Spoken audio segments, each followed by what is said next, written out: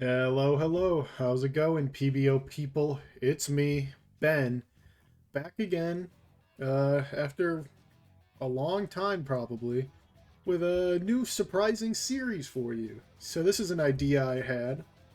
So, the last season of the PBO was PBO Season 9, and I was kind of on a draft break of sorts. I just wasn't really paying too much attention to draft, at least once the season really got started getting going, kicking. And so I decided, uh, I didn't watch the playoffs at all, pretty much. I kind of have like a rough idea of what happened, but I didn't watch the games pretty much at all. So I decided, wouldn't it be fun to go through all the games, kind of give my thoughts, my analysis, my reactions, and kind of just break it down from a competitive Pokemon perspective, kind of how I think the game looks like it's going down in the midst of it, division by division. So there's going to be 4 videos total because there's 4 divisions in the PBO. And first, we're starting with Neon, and we're going to subsequently go up a division each subsequent video. I think this will be a lot of fun. It'll be a really cool time. I've kind of done something like this before with on a week by week basis, but this is just for the playoffs of each division. Kind of see how things went down. So there's 7 games total, obviously. Quarterfinals is 4, semis is 2, finals is 1.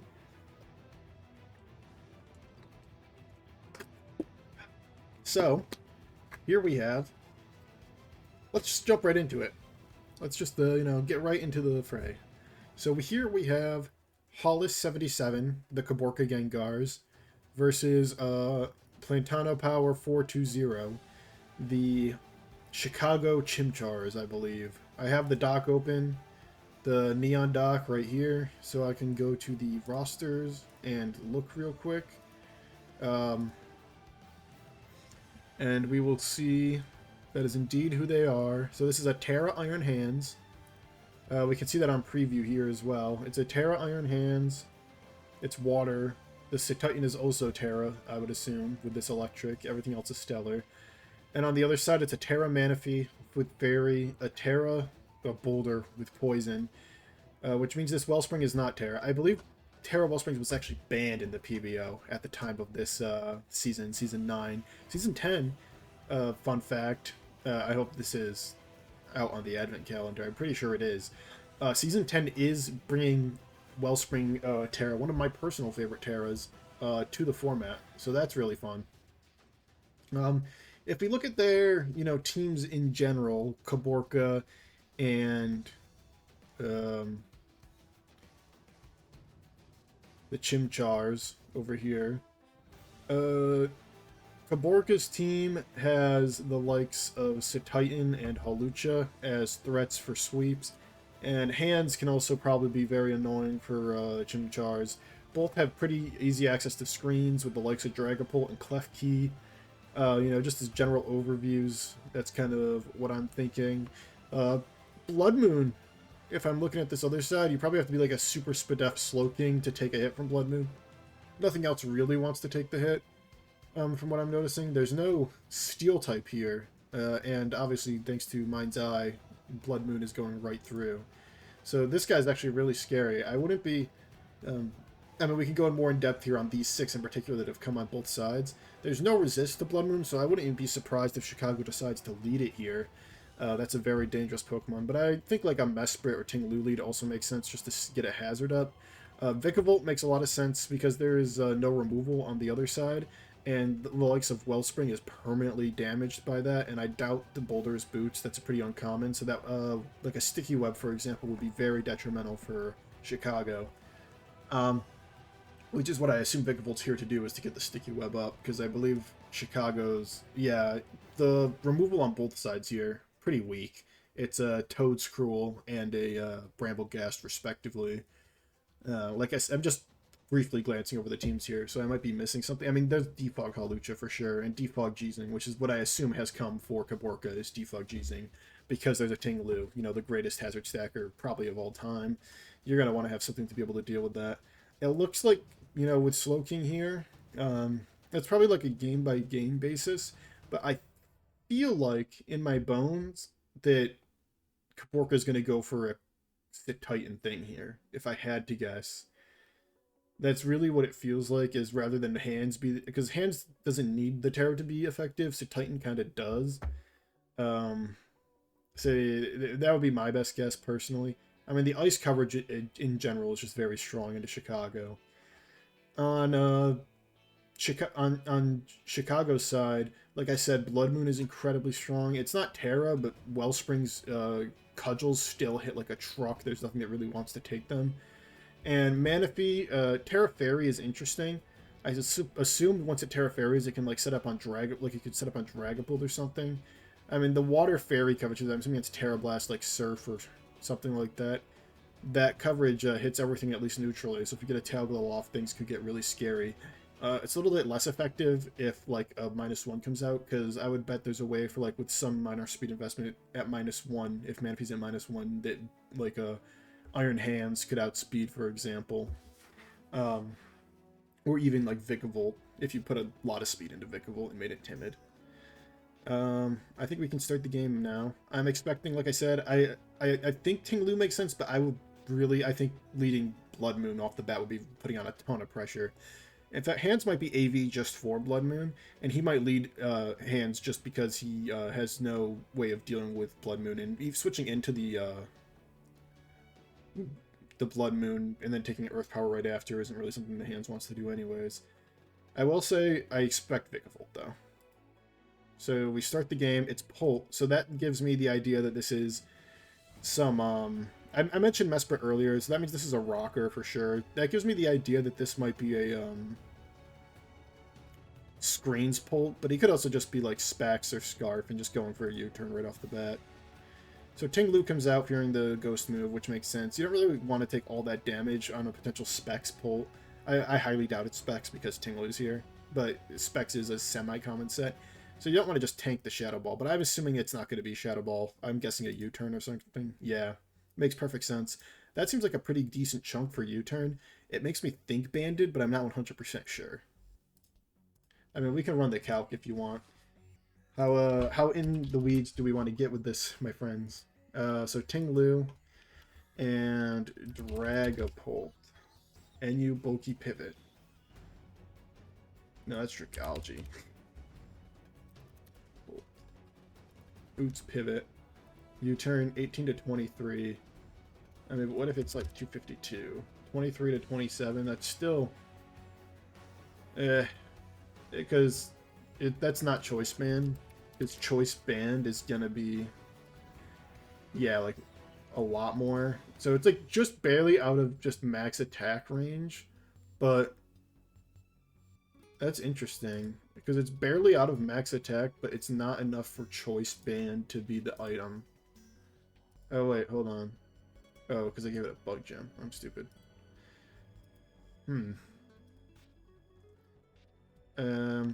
Yeah, so I can't tell the item from that. It's a taunt, but this is pretty bad, because this is going to be a free Blood Moon. Gets the Toxic off. That's probably worth it in the end, honestly. But yeah, O-Code. I mean, that crit definitely mattered, but that just shows on preview, like I saw, this thing has no switch in. He's in a really tough spot. It's going to be Slowking now, I bet. Vikavolt is interesting, so he wants the webs. Now, I guess he can't Blood Moon this turn, right? So it's actually pretty free webs, because Earth Power is the only move he's going to have. Yeah, so it's going to force a switch out to Mesprit.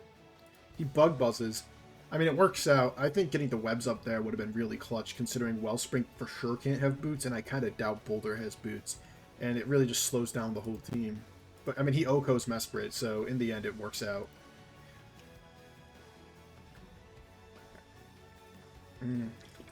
Yeah, see, this is where it would be nice to have webs up. Because then this plus speed would become plus attack, and your Pult would outspeed, but now it doesn't. So you're kind of in a tough spot. You can go Slowking if you're defensive here, but if you're not, you really don't have a great switch in. Yeah, he just stays in. It's another Bug Buzz. I mean, it does an okay amount, but he poisoned, so it's resisted. And this has become a really scary situation because we didn't Sticky Web. Based on, I mean, that's a ton of damage. Again, I can run like the calc. That bug buzz did a shitload. I kind of, based on that damage, I keep looking for, maybe I'm just too, but like, look at the SPDF stat, man. This is a spec spickable. Bug buzz. Choice. Specs. 38 to 44. And how much did it do? 40, yeah. This is a spec spickable. Okay, so that's why we're not clicking sticky webs. We're specs. Interesting choice to bring specs. I mean, I guess the bug move switching isn't great, but it kind of has led to this awkward situation we're in now. Yeah. Polt comes right back out. Okay, so he's saying he's Scarf, essentially. That's what he's, like, kind of out loud decreeing, is that I'm Scarf, because he went to it on the plus speed. And it's going to be a U-turn? Outrage. So this is, like, full attack Polt, but he's going to get, like, payback tier. Oh, no, Ruination. Tough. Can't even properly punish it, really. Like, that doesn't matter at all, pretty much. Okay. Chicago's kind of losing some momentum here. I mean, this is going to be Titan now. Yep. He can't set up, though, because this thing for sure has Whirlwind, and he's going to click it on the sack. Yeah, just sack. Alright, well, there's actually not a great switch-in for... Yeah, like, you have to do this because he lives. Blood Moon's just so problematic for... I mean, Blood Moon's, like, crawling this game back for Chicago. It's so like, he has no switch-ins. 63, he's dead. Yeah, tough. It's gonna be hands now. Back to Titan. I guess you belly drum because now he can't Blood Moon you, so he has to Earth Power. Yeah, and that's exactly what he does. Oh, that's really tough. Did he win? You have to think, man, if he lives, right? Or maybe he has Vacuum Wave. That's really tough. Oof. Yeah. I don't think he swept. I think maybe Manaphy lives, or hopefully he had Vacuum Wave so that didn't matter. If he doesn't have Vacuum Wave, that might have been game losing as a crit. So then this guy comes back in. It's going to be an outrage. I mean, he's going to get the kill, but I think it's a little too late. Blood Moon comes back out, yeah. I mean, Blood Moon's just picking off everybody, man. Let's see how the speed creeping went down here.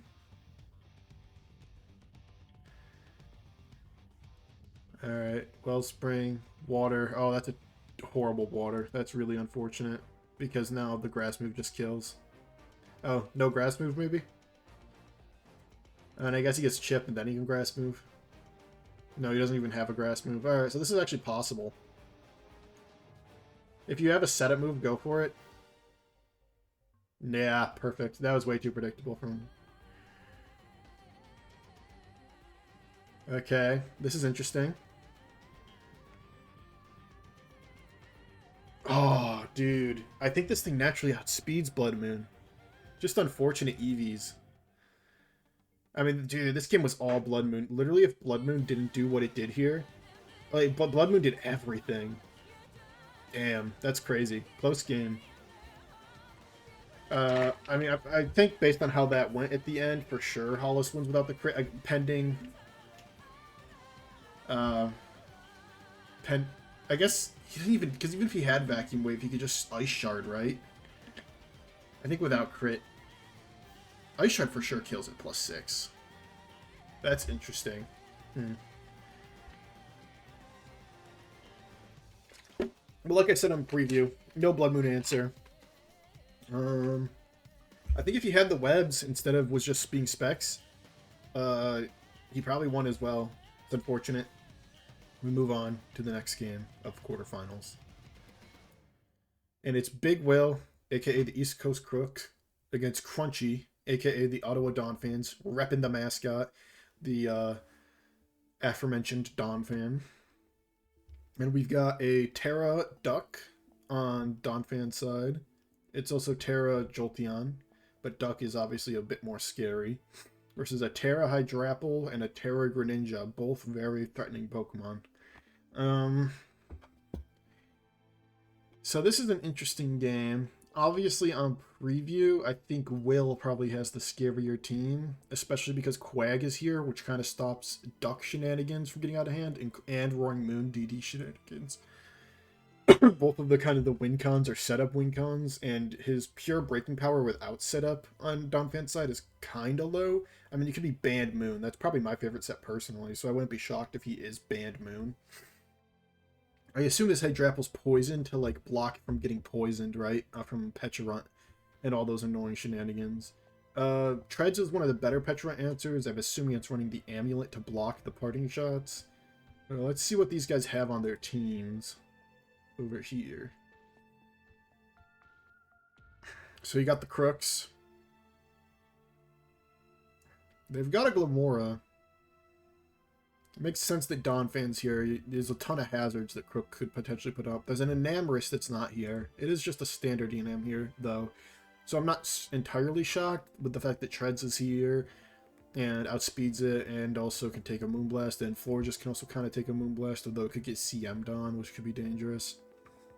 So off the bat, obviously, like, I feel like because of Quag, unless it's like a band thing going on with Moon's probably the most threatening Pokemon, but in order for it to like sweep and really get something going, it needs to get rid of Quag first or get it low if it's a setup set, and if it's not a setup set, then it's not sweeping, but it for sure has Iron Head, which means this Florges is likely Babiri in response to the Iron Head.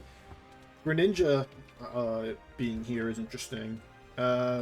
I think Greninja's pretty scary. Obviously, Jolteon's always here to revenge it, but if he gets the +1 Dark Water coverage, especially with Ground for Pecha, I mean, Pech actually gets goobed by Dark, but it's probably Colbur. That's what Pech tends to be. But Dark Water Ice coverage is pretty dangerous for Ottawa, especially if it's a post-Quavo Terra. Let's start off the game. So we have a Dio Speed lead. I forgot to mention who I thought would lead. Dio Speed makes complete sense. On Ottawa's side, if it is like Banned Moon, I wouldn't be shocked if it's Moon. Otherwise, I'm expecting like Bronzong or Donphan. Yeah, Bronzong. It's going to be Bronzong to get up a rock. Oh, they're both going for screens. Okay. Trick Room. Shadow Ball is interesting.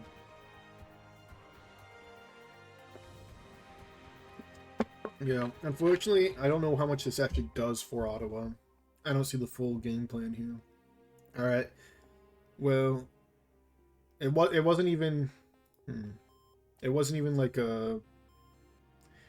Very odd Bronzong set. Very odd, because it's not even light clay, so it's his screens that he got up immediately just go away as soon as they go up, pretty much. He gets rocks up at least. Liquidation does an okay chunk, but like the issue is this Bronzong doesn't do anything, and Quagsire has the move Recover, so like Quagsire can just stay in forever, right? Yeah, he wins eventually, and he's also paralyzed. If you have any hazard, I think Big Will should take this chance to get them up right here. The light screen doesn't even matter.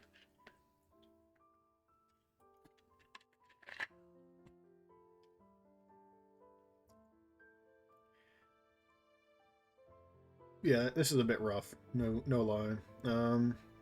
Instant Treads, which I expected. That does a lot. Okay, this is like max special attack. That's fun. I like that a lot, because that makes it so that Treads, who's usually a really good answer to this, isn't such a good answer anymore. Because now, with the light screen, Earth Power won't even kill this, so like, there's no move. Like, Treads has to die here. Yeah, so you knock off the Black Sludge. So that's a positive exchange for Ottawa. Good set. Max special attack. Okay, so he's telegraphing he's going to poison here, because this thing for sure has Malignant. So you got to switch. You probably sack Bronzong at this point. Bronzong getting so low is actually kind of sad, because Poison Hydrapple is kind of walled by Bronzong, from what I remember. This would be, if he wasn't so low HP-wise, yeah, he still goes it, but if he wasn't so low HP-wise, this was actually a perfect Bronzong. Letting it take all that chip on Quag, like, I feel like that was a mistake. Yeah, okay. This is going pretty well for Ottawa. Get it off. Oh, why do you light screen? Dude, if he killed Hydrapple there, he's up like even though he played Bronzong so weird and had such a weird set, he probably wins. Because the Terra he's exhausted Terra and 2 Pokemon. That's an unfortunate light screen. Heal block ends. Fickle. And now he gets all his HP back because he's Regenerator. And he goes to... yeah. Damn. Does this thing just sweep? Oh my god. What a disaster. Wow. And it has a Shuka. It just killed 4 Pokemon when he literally could have lost nothing and been so up. Alright, I mean, the offensive... That, like, just one massive misplay has completely cost him this game. Just really unfortunate stuff here. And now Gren comes up. Gren's going to clean up this game. Sack the Dio. I mean, if you Aqua Stepped here... Oh, he didn't Aqua Step. What can Gren do? If he Aqua Stepped here, did he win? Because he gets +1/+1 through the Aqua Step. Because he still hasn't used his Terra either. If he Aqua Stepped, I think he won. Oh, this is really unfortunate for, Damn. What an unfortunate game for Ottawa. There was so many... He was so close to winning. He was really close. Huh. I don't know how to feel about that. I mean, Hydrapple ended up being the MVP here, and Gren cleaned up like I thought it might. But it was like a weird set of circumstances that led to it. So I don't even know if I could really say I was right, necessarily, about Gren doing well. Just an odd game all around. Alright. Let's move on to the next quarterfinals game. We have Soup Boy Rex versus the Tingo's Boom. So this is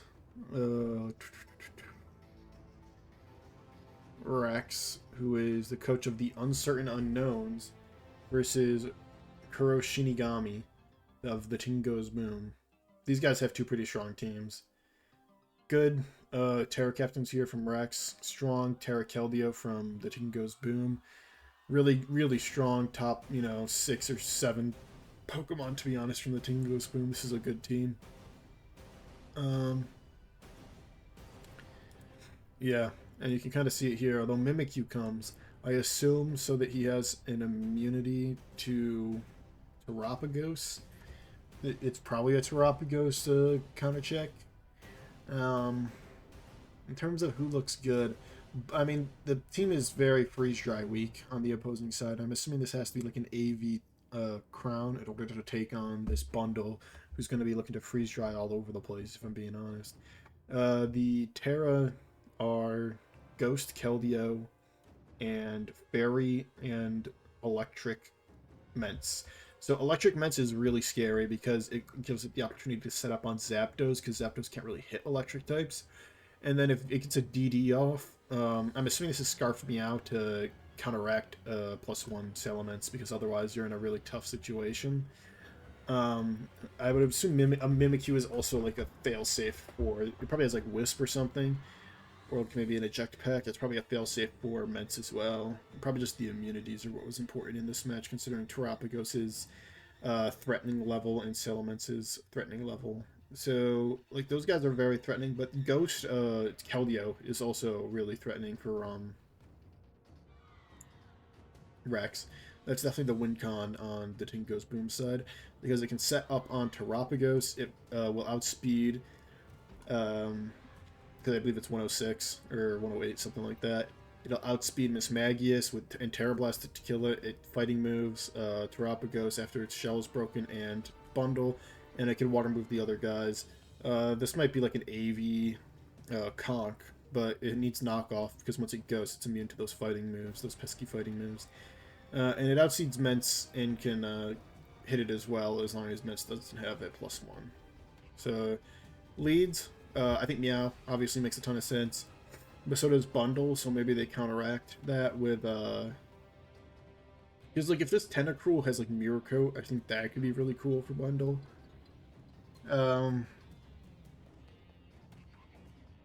Rex could just lead with, like, Tink. That's pretty standard. Let's see how it goes. It is Tink. It's Keldeo. He leads with Keldeo. I feel like that's the win con, dog. He wants to put on the pressure early, huh? So, he's gonna... Maybe he wants to instantly Ghost. I assume. But he's gonna get, like, paralyzed. He subs. Oh, nice. T-Wave? Knock. Oh, this is like... Okay, this is Subcom Mind. Is this Subcom Mind Terra Blast, water move? Fighting move. Okay. Okay, so now he has to know Miss Mag is coming. So you call Miss Mag. What does that look like? It kind of looks like Meow, but I would be worried about a Colbur. And if you knock Colbur Willow, that's obviously a disaster, right? So what's safer? Cruel is decently safe. You can click a knock of your own. Or you can just flip out. So it's Miss Mag. He just stays in. Huh. I don't get that. That doesn't make a ton of sense to me personally, because you were on card. It's so obvious he has to go Miss Mag as like the correct quote unquote play. I probably would have gone Cruel based on the reasoning I described before. So it's obviously an immunity. He has to switch and he goes Cruel. So he does what I would do. It's just a turn late. It's a Mystical Fire.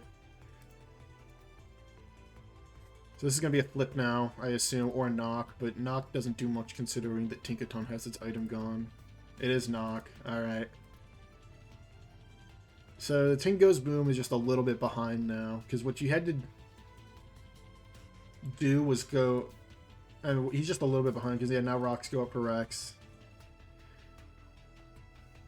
And now this gets knocked, so it loses its boost, so now it's getting 25. Alright. So this is like a perfect example of a game of like increments. Rex is ever so like inching ahead, even though he's about to lose a Pokemon here. Like Tink's basically dead, but Rex is ever so inching ahead based on the way the momentum's going. Because he's got the hazards, he's got Zap crippled. He doesn't even roost. Bundle comes out. Now there's no ice move coverage. Ice Beam instead of Freeze Dry is interesting, so he could have just gone Cruel. The Tink goes boom, lets Zap go down. So Zapdos is a Pokemon that's like a sustain and kind of like pivot guy. I feel like letting it go down just so early in the game is such a... Like, because I've used Zapdos a lot. Whenever I let Zapdos go down early, I usually lose. It just feels bad to let such a pivotal guy like Zapdos go down so early, because Zapdos could still do stuff with like Conk. Zapdos could still like take one hit from Terapagos and potentially paralyze it with Discharge. You know, Zapdos would theoretically win a 1v1 against Conk, Miss Mag, and Terapagos just because it can roost. Obviously, Terapagos can like Calm Mind, but you can paralyze it and break the shell, which would make it so Keldeo is like an easy revenge because Secret Sword goes to defense instead of special defense. You know what I mean? Letting it just go down for free just feels bad, especially when you have like what I assume is an AV crown for this. Cruel comes back out. This is going to be a Sludge Bomb, huh? That's interesting. There's the spin. That's what I was expecting was going to happen. The first turn. So it was AV. So it probably has a Mirror Coat then. But it doesn't matter anymore. That's also an AV. Flip. Right out to Keldeo. Knock, so you lose your leftovers, which is tough. Doesn't Ghost. Ghost now. Doesn't Ghost again. Huh. Is this... Hold on. Is this Mimikyu Terra? Is this Crown Terra? No. Neither of them are Terra, so he's just taking damage for the sake of it. Alright, now you go Crown. If you have a setup move on Crown, you go to it and you click it here. Alright, so the reason he wasn't going Crown, I think this is a misalignment. Especially because the physical attackers are dead except for Mence, and this is a defense boost Crown for some reason. Let me look at Rex's team to understand why it's defense boost. I don't see it. Conk? I guess it's literally 4 Mence, huh?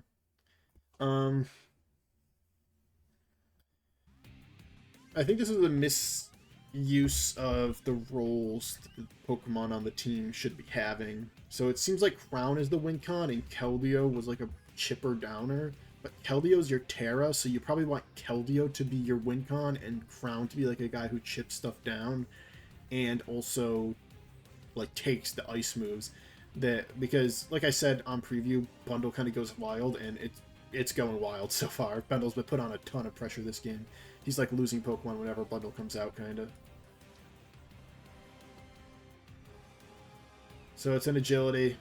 Calm Mind? No, just Tachyon. Doesn't do enough. Mystical Fire gets the special attack done, and he has to switch.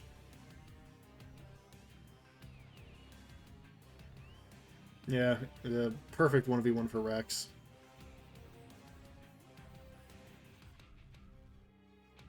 Yeah, beautiful by Rex from that set. Meow comes out, it knocks. Not even Colbur, it's Helmet. Ice Beam. Yeah, so he's Scarf, and I think the Meow was Scarf. Oh, the Meow wasn't Scarf, because if the Meow was Scarf, it would have just clicked it there. You know what I mean? If the Meow was Scarf, it would have just clicked it again to get the bundle.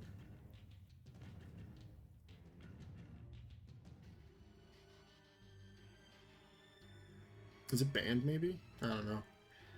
Either way, it's looking tough. Electric. Because Tarop still has its shell, so there's like way too much going on. I mean, Mimikyu theoretically does good for both of these, against both of these guys, but yeah, Mimikyu's just so shit that Tarop will beat it 1v1 even if.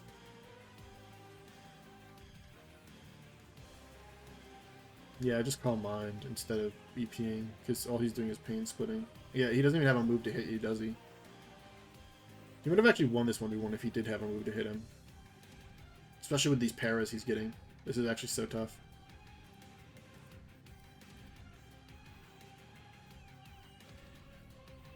Alright, and Mence is gonna live. Barely. That's banded. Close game. Closer than it probably should have been. I think, actually, at the end there, if Mimikyu had a move to hit Terapagos, which considering it looked like it was supposed to wall Terapagos, it probably should have. Like, if it had, like, Drain Punch or something. Tingo's Boom probably wins, despite some questionable plays in the middle there. A lot of these games are like, if you just had like one more thing, you really had it. That's how it goes in Pokemon though, right? Unfortunate situation at the end there with that Mimikyu set. Alright, so for our final quarterfinals match, we have the Guyashima, the let's check this.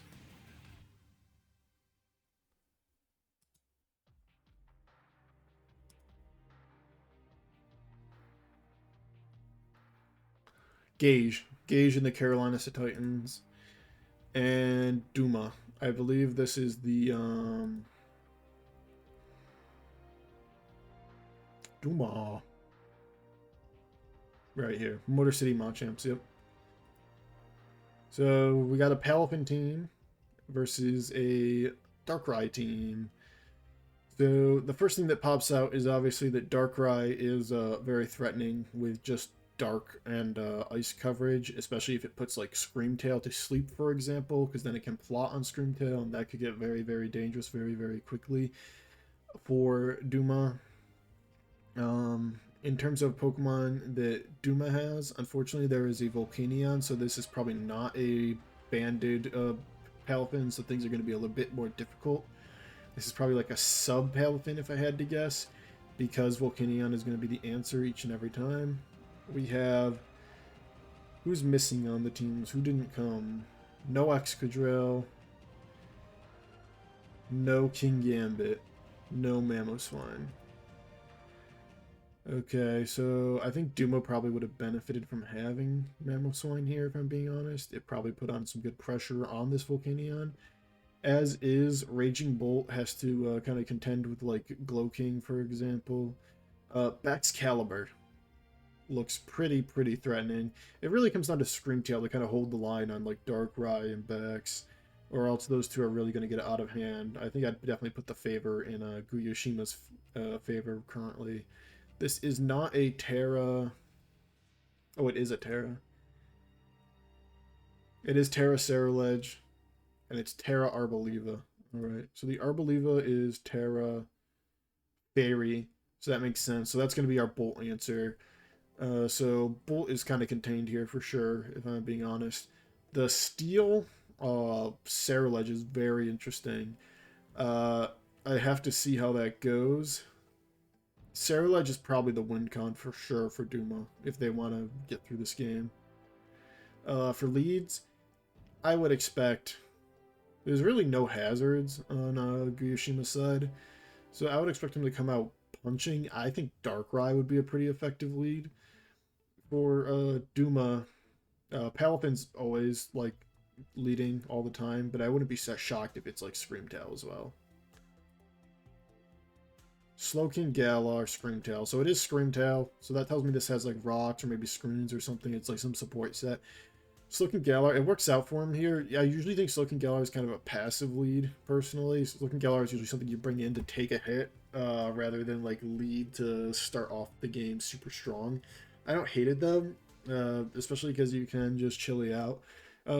Unless, of course, he is Toxic Spikes. If he's Toxic Spikes, which I think that would make a lot of sense, considering I don't see a Poison type on the other side. Let me see if he has one. He has Pex. Okay, so he called Pex not coming. If he puts up Toxic Spikes, then it makes perfect sense for G-King to lead here. So it's a T-Wave, which does nothing. Paralyzed, though, so it did something. Bolt is interesting, because G-King walls Bolt. So that tells me this wants to, like, CM on him. Another Para. Okay, so Volt. So that tells me this is like a AV Raging Bolt, maybe. If it's Specs, that's very pathetic damage and tells me that this is AV King. Chili. So it's not AV King. I mean, this is literally perfect caliber now. Really unfortunate he went Gliscor right as... Why did Bolt even come out? Why didn't he go Gliscor right away? Like, why bring Bolt out just to Volt? To get that 25 that he heals with Regenerator. But I mean, this is a perfect Bax. Yeah, it's so obvious just because it's so free, and now he gets to click any setup move he wants. If he's banded, he's just gonna click Ice Shard though, because Screamtail's for sure coming out. So I assume this Bax has Iron Head for the Screamtail, but you have to understand that Screamtail is for sure coming out. Yep. And he does just Spear, knowing that Screamtail is going to come out, and it does a boatload of damage. So this is a Dice back. It's just right back. Makes perfect sense. And it's just going to be another Chili. Ledge. T-Wave. I mean, that actually works too. But I would have... Because, like, I would have expected Gliscor to be the answer. So going for T-Wave is kind of a momentum sink, but it worked out because he went Ceruledge. And now his... Actually, because the T-Wave is actually kind of disastrous for Duma. Because his win con is crippled. And there's a chance to not move. And he's going for the win right away. With no hazards, no setup, no nothing, no synergy going on. Which, at least... I never noticed that it does the text for he's trying to chili and then paralyzes you. That's interesting. But silver lining for Duma. He's getting a lot of paras on this Glow King, which are helping him out tremendously. This is a super free ghost move now. Yeah, Volcanion has to come in to tank the ghost move. He Bitter Blades instead. I mean, it does a boatload anyways, but if he ghost move, this would be a dead Volcanion, so that's unfortunate. Because now he has to switch. No, he just stays in because he's in the sun. Alright, well, Volcanion dies, but Saraledge, who is the win con for the game, he probably should have stealed there. This is his only Terra Captain, right? Yeah, he should have stealed there so that Steam Eruption did less. Steam Eruption would have done literally half, right? 32. That's much more managed. Like, being at 68 is much more manageable than 36.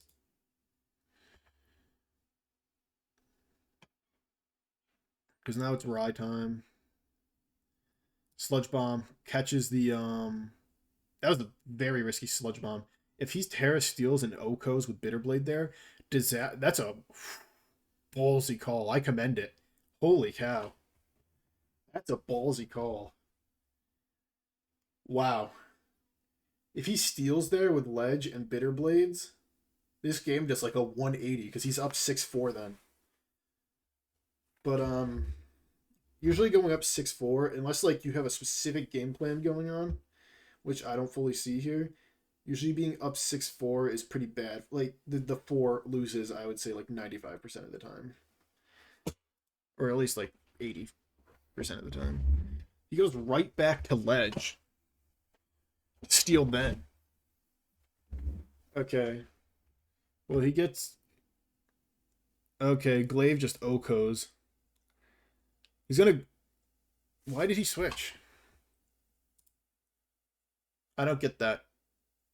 Did he think it was... He had to think that this bolt was Scarf. Maybe it is Scarf. The only reason you switch is if you think bolt is Scarf. But, I mean, he T-bolted anyways. Why wouldn't you Dragon move? Okay, so... Here's what I'm thinking.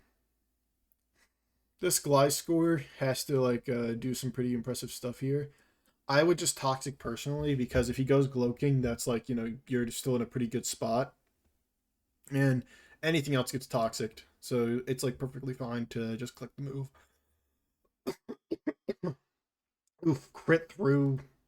I mean, based on the damage that this guy was doing, Gliscor wouldn't sustainably beat this thing anyways. So, like, the crit sucks. But getting the hazards up this late in the game, I mean, it just doesn't do much for you, unfortunately. It's going to be a flip. Varying doesn't make much sense there. I know why he did it, because of the, what's it called? The fighting move. But it's very obvious he has to get out to go big boy mode, or else he's, like, royally screwed. I mean, he's still pretty royally screwed, because this thing beats... He should keep this Arboliva. It beats two, like, when he goes back to Palpatine, he should sack something for Arboliva, because Arboliva does beat the last other guy. Like, Drift Blame's completely useless, I would say, at this point. Okay, well, luckily he doesn't kill the Arboliva, even though it was sacked.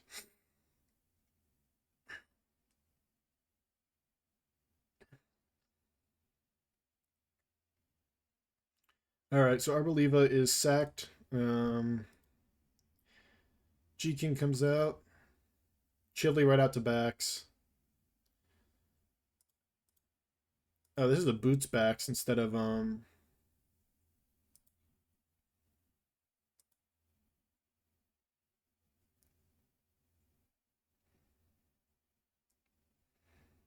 Okay, so this is Scarf. Oh, so good call on Kuyushima's part to call the Scarf Raging Bolt.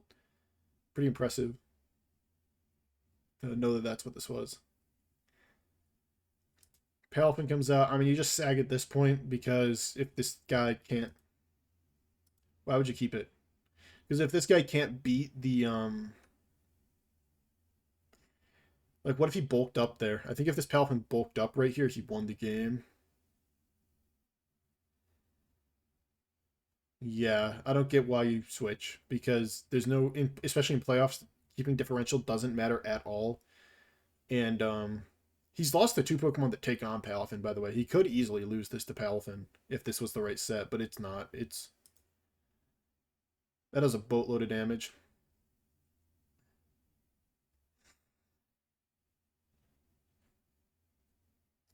Alright, well, this is going to be a Willow. Strength Sap. Alright, oh yeah, that makes sense. So you just have to Strength Sap a bunch until, I guess you knew it wasn't Bulk Up, right? Yeah, so Drifblim 1v1's the Palafin in the end. So it works out. I think if he kept Arboliva, he probably doesn't need to end up doing that.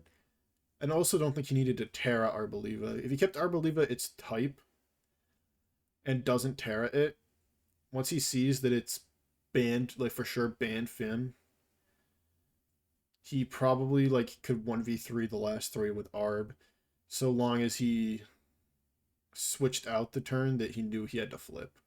But it worked out, and keeping the Drifblim around ended up working out in his favor, so I can't fault him too hard. And same, I understood in the end why he kept Backs, because he could Strength Sep the Palafin. The Jet Punch would do less. I didn't think the Palafin personally would lock into Jet. I guess knowing it's banded, because he probably ran the calc on the flip turn, right? Knowing it's banded, he has to walk into Jet, or else Darkrai is going to outspeed him.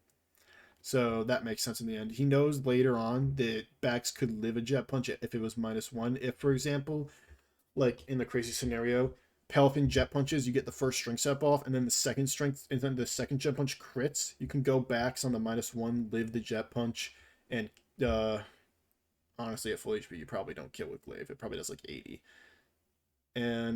But at -1, Darkrai at like 88 would probably also live. So you'd have, like, with a combination of everyone, you would probably win. So I get it in the end why GOOOO did what they did.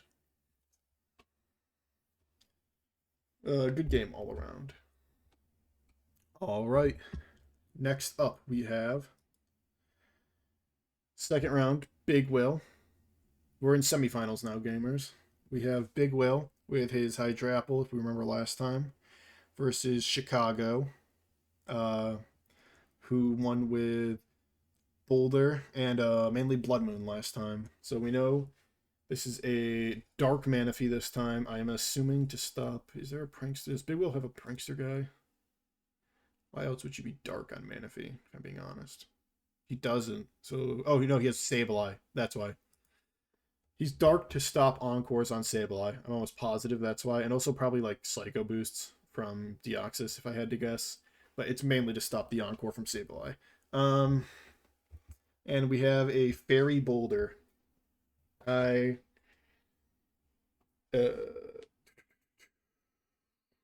Fairy Boulder. Take a Dark move from Gren. Probably just Terra Blast is pretty free. Quag is here this time, but Quag's much less effective, I would say. Hydrapple is Terra Fairy, and that actually looks kind of scary, although Muck makes it much less effective. Muck being here, assumedly AV, if I had to guess, it would be its role. Take on Gren pretty decently well, take on Florges, take on... Muck actually looks kind of scary for Big Will, if I'm being honest. It looks kind of difficult to deal with. And obviously Blood Moon's here. There's like AV Hydrapple can take a Blood Moon hit, and like between Boulder and Florges, like, or not Boulder, Treads and Florges. Boulder isn't like, or Blood Moon isn't like as dominant here as it was before, but it's still an incredibly strong Pokemon for sure. And obviously Klefki can get up all the hazards. In terms of hazard removal, Plantover has none, so I'm assuming like whatever hazard setter, whether that's Dio or Treads, that's what's going to lead for Big Will to just get him up right away. For Plantover, I wouldn't be shocked if Klefki led, but I think a Blood Moon lead would be much scarier. So let's see how it goes. It is Dio, hazards, Klefki. All right, so we're going hazards. It's a taunt, but obviously the taunt's, a turn late because Klefki has Prankster, so he gets a light screen at least, but you do block with the Reflect and the spikes and all that shenanigans. So he switches, you probably spike here. It's Knock. Okay, so I'm noticing this. It isn't like a critique necessarily on this turn in particular. This is just like for all the Neon people watching this. Hazards are pretty good, guys. You guys really like no sticky webs, no spikes, very little rocks, or if the rocks come up, it's very late game. Hazards are pretty strong in Pokemon. They let you get things in range for your sweeps later, and sweeps are all the rage in Gen 9. So getting that little chip on everything late game, it can be really, really effective. Like if this was like a spike, imagine like every time Manaphy, Ogerpon, Boulder, Blood Moon came in, Mach, they got to like 88 HP. Whew, how crazy! Like that'd be crazy work. Um, all right, mental herb. So he really doesn't want to get encored. That's why he's dark. That's why he has the mental herb. He really does not want to get locked in. It's a taunt because you know he's CM or some setup shit because he is mental herb, right? So taunt makes perfect sense there. And he surfs, I'm assuming, predicting him the taunt because he saw the taunt earlier. So now you switch to Hydrapple. This makes sense, especially if it's a AV set, because even if he Ice Beams, you probably take it. And he does Ice Beam predicting. It's not AV. Good prediction from Chicago. Really solid play there to predict, because Ice Beam wouldn't, based on Surf doing 50 with Stab, Ice Beam wouldn't have killed Dio, but he knows Dio probably can't like kill him or anything. So it's a really like safe but high upside play to Ice Beam there, and predict Hydrapple to come in as the resident resist to water moves. It forces him out to Florges, who's in general a much safer switch into Manaphy. But now this taunt's gonna wear off, and if this is like Calm Mind shenanigans Manaphy, things could get really... Oh. Now if it's Calm Mind, or even Tail Glow, things can get really bad. Yeah. Oof, because it's gonna have Energy Ball as its last move, man.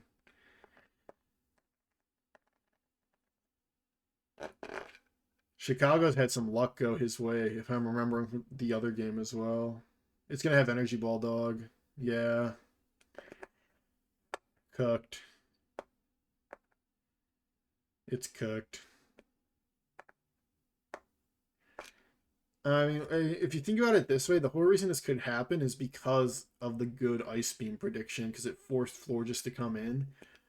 But it's cooked, man. That's really unfortunate.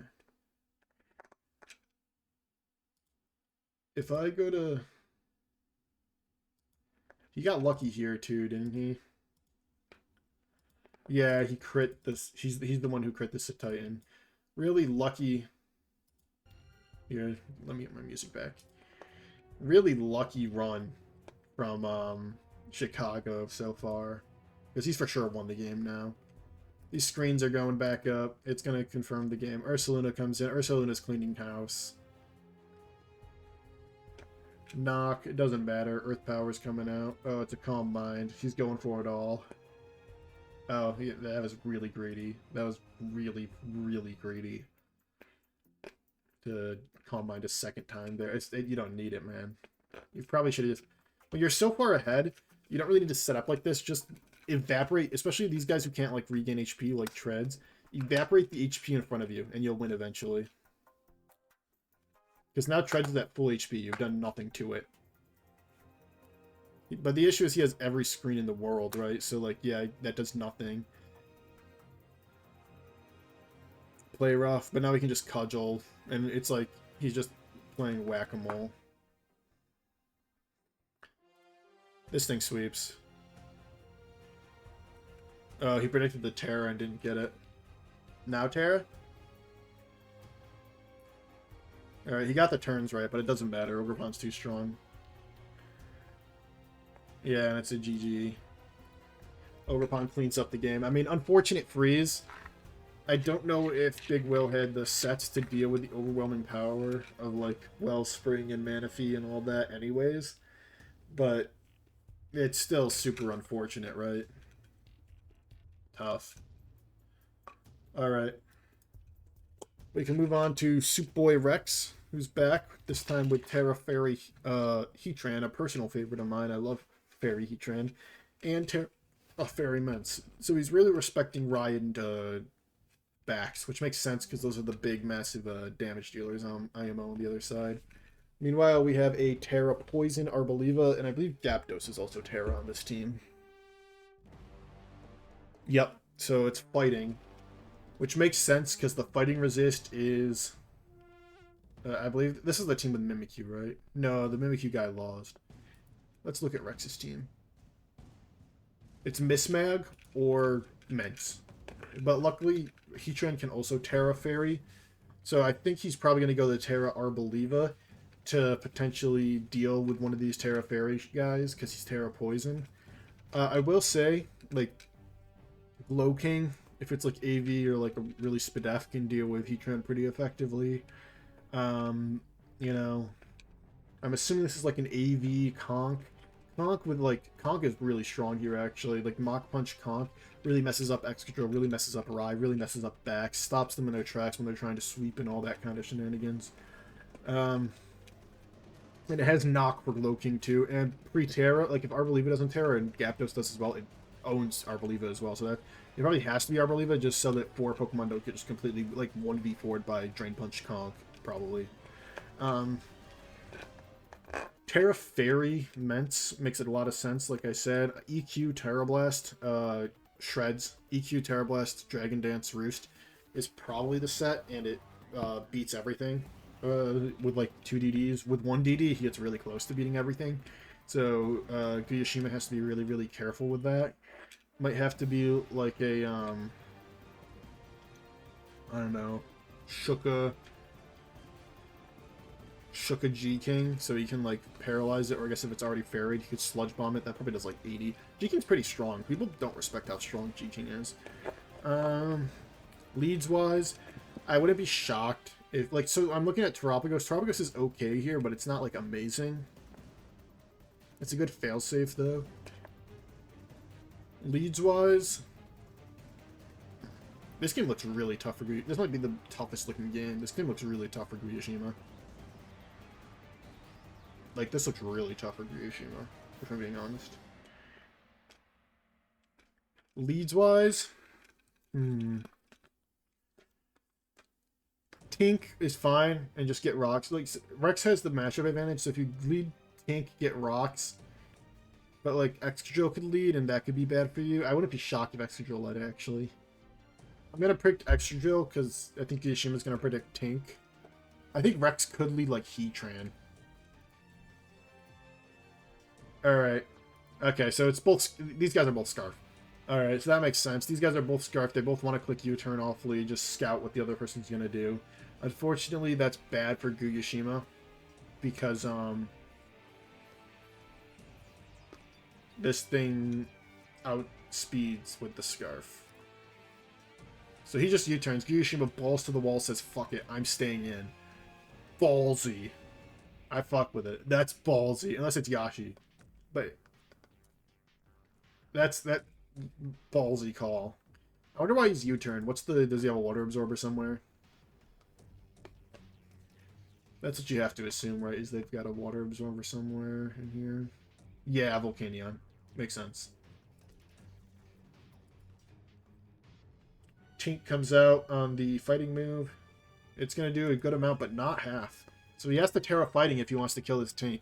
Isn't it worth it? Because you get pretty much a free kill right off rip if you do that. So what I really think happened here, rather than Yoshino being ballsy, is he thought the bundle wasn't Scarf, but when bundle leads, it's Scarf. So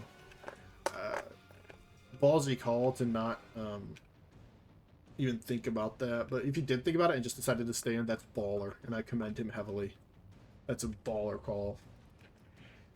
He steals the Scarf. Oh. Ooh. Rough. So you don't want to tear this guy. This guy's lost a lot of his power now. I guess not really, because actually, now that I think about it, it outspeeds everything anyways, other than Mence. I guess it would speed type Mence if Mence got to +1. But because Bundle is Scarf, the Scarf does literally nothing. But it means Tink will outspeed and kill with Play Rough, so he has to switch out here. Probably to Excadrill. He just stays in, though. If Tink clicked Play Rough there, he died. But it's going to be Drill now. Easy, easy, easy Rapid Spin. So incredibly easy. He's going for the Flame Body Burn. Does he get it? No. EQ. Does this kill through... So this is almost assuredly Shuka. Because why would you stay in if you're not Shuka? Does he kill through Shuka? Do we want to look at it before the thing comes up? E-Tran. Special defense. Excadrill. Let's assume he's jolly, because it's not like we're running in sand. Earthquake. It doesn't kill through Shuka. Even if it's just max HP. Even if it's just max HP, he'll live this. Yeah, there's the Shuka. Yeah, it doesn't do anything. It's like max defense too. And down goes the Excadrill. Not even thinking it might be Shuka is... Or that it would Terra Fairy there to get the kill on Excadrill. I guess he doesn't have a switch in, right? Because Magma Storm, if it lands... Like, even if King takes only like 28 or 30, like 3 to like 35 from it, you get the proc chip, and then you're like in a pretty uncomfortable situation. You have to Chili. I guess... I don't know. It might be that the correct play is to go G-King and then Chili and then go Bax. But he could always Fairy on Bax and then you're really screwed. Anyways, this guy comes in again to click Fighting move. He just sacks Heatran, which is probably the right play. I mean, again, if he Fairied there... I don't know. Keeping Fairy on Conk makes perfect sense too, because Conk's killer here, like I said. Conk 1v4s. It makes perfect sense to keep... Oh no, Conk's not... It's Mence. Keeping Fairy on Mence makes perfect sense. And he gets burned. And that's going to be a free Mence. Yep. Fairy, DD. Doesn't even Fairy yet. DD. Just DD again and it's game over. Doesn't have a hazard up, so there could be like a thing. Yeah, another DD. GG. Yep, that's game.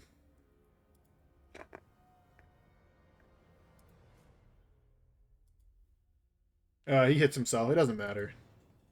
Yeah, GG. I knew Fairy Mence with, like, ground Fairy coverage would obliterate. I don't think you needed Outrage, but it's fine. It works out in the end. Pretty dominant showing from Rex. Like I said, on preview, I saw that this was an obliteration matchup-wise. There was, like, very little Kyoshima could do. He made a few, like his Gyapdos he didn't use correctly. He made a few wrong reads. But ultimately, I think the matchup was just so heavily in Rex's favor that it was kind of a lost cause, unfortunately. Alright, and with that, we have the finals. Platano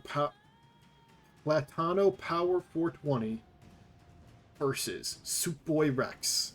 The Chicago Chimchars versus the Uncertain Unknowns.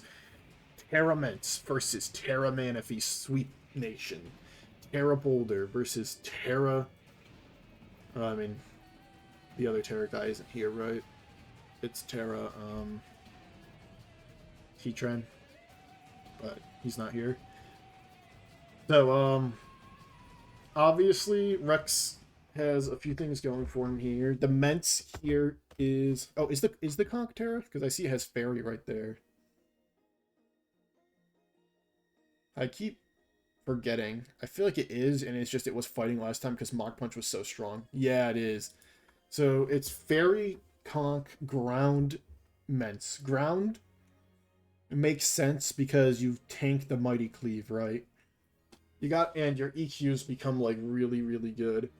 Obviously, you got to get to like +2 because like Blood Moon, for example, will eat a +1. Mence has a harder time sweeping here for sure. I'm not going to deny that. The Fairy Conch also makes sense. I'm assuming it has a good amount of speed. I'm assuming it's Assault Vest, and it has like Drain Punch. It takes on Ting Lu. It takes on what's it called? Blood Moon. If it fairies, it can like knock Boulder. It can knock Mesprit. It's a Ghost Boulder, so knock is still going to be effective against it. It's Steel Manaphy. So Manaphy probably wants the Terra on like the Freeze Dry from Bundle, or Terra on like the Star Storms from Terapagos, and set up there is my guess. But the issue is with being Steel is you're going to get mocked. And if you steal and then like have to come in again later, the EQs are going to O-coat you from Mence now. Because I don't know if it's going to be max speed Manaphy. And also if you get the +3 with Tail Glow, I doubt you kill Conch because it's going to be AV. So that's all interesting. I think the leads here, once again, there's no removal from Chicago. And obviously Super Rex always has that Terapagos. So I think in its finals, you kind of want to play it safe, I want to say. You want to lead the Tink and just get up your rocks, have that constant stream of damage. If you're plan to overpower, I would lead Scarf Infernape. That's what I'm assuming it is. Although it might actually be defensive for Ogerpon regular, but I feel like it's Scarf. Because Scarf Ape will outspeed a +1 speed. It'll outspeed Ogerpon because it's Scarf, and it'll outspeed a +1 speed Terapagos, and it'll outspeed +1 Salamence. It can, you know, do something to all those guys to get some revenge or something if it needs to. Ting Lu, so he wants the hazards. Ogerpon. Is this a Spikes Ogerpon then, maybe? Either way, really good lead for Rex. I was completely wrong this time. I got the leads completely wrong. I thought Chicago would be a little bit more aggressive because I think he needs to be. Rex ends up being the aggressive one, and it pays off for him. Well, because I think Rex had the matchups in Rex's favor. I think, you know, with Terapagos, who's a pretty good failsafe, and Mence and Conk in particular, I think all those guys have pretty good stuff going for them. Meanwhile, I think the strongest Pokemon on Plantover's side, like Manaphy or Blood Moon, have some pretty clear weaknesses to them. Some pretty clear checks in place. And I don't know if Boulder can get the sweep necessarily, although it is dangerous if it's booster speed with, like, close combat, Terra Blast, and, like, Mighty Cleave and Swords Dance. So Taunt to prevent whatever shenanigans. Perfect. It's going to be a U-turn. Spike. I like that even better. Rex is immediately getting up the hazards and preventing the hazards from Chicago. Textbook start, really good, and this will be the U-turn. Knock instead. That's fine too. Any utility move.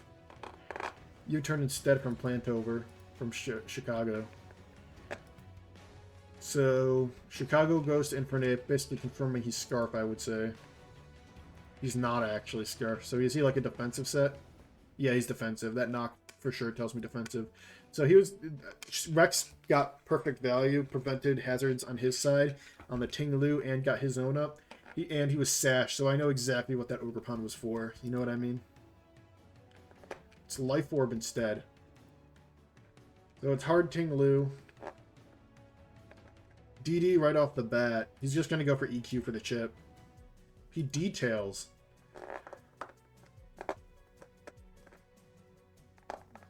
It works out for him. I don't know. I mean, it works out. He details to stop. That's actually really clever. He details to stop Whirlwinds. That's easily the best tech we've seen in this entire video so far. Because I assume that's exactly what that was for. Because your DD detail. That's a really cool set to block Whirlwinds.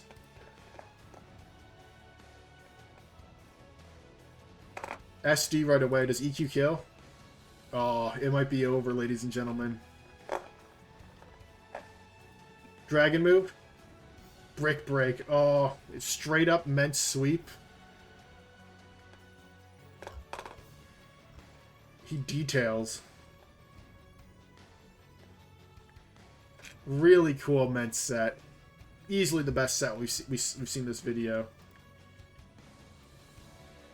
Awesome. Wow. I'm actually super impressed. Amazing. Great set by Rex. I really like that. So 2 Mence sweeps to end the championships here. Just really dominant performance from Rex these playoffs. I have to, like, let me go back and watch week 1, or the first round.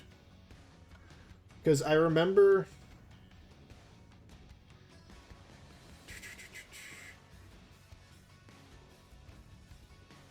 King goes boom. This is... Let me check this. Is this another Mence sweep, if I remember correctly? His team was also really good, if I'm being honest. Rex's team was really strong here. Conkeldurr was like kind of an unsung hero. He put on so much pressure. He was so good. Yeah, Rex also had complete control in this game, to be honest.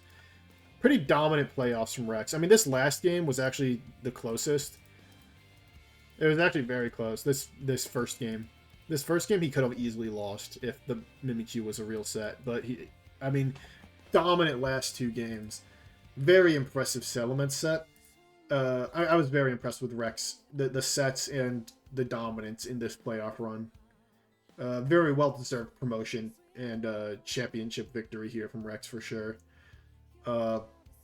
Very good. This detail to stop whirlwind shenanigans and the brick break in case of screens or whatever, very very nice. Even if you get like walled by Mesprit, it ultimately doesn't matter because Mesprit doesn't really do damage. I guess if it had Ice Beam, that would have been annoying. Yeah, I mean, so that's that. Very good performance from Rex. Congratulations to him this season on winning the Season 9 Neon Championship. Good luck in Crystal next season. Hope to see you there. Hope to see some really cool stuff like this element set here.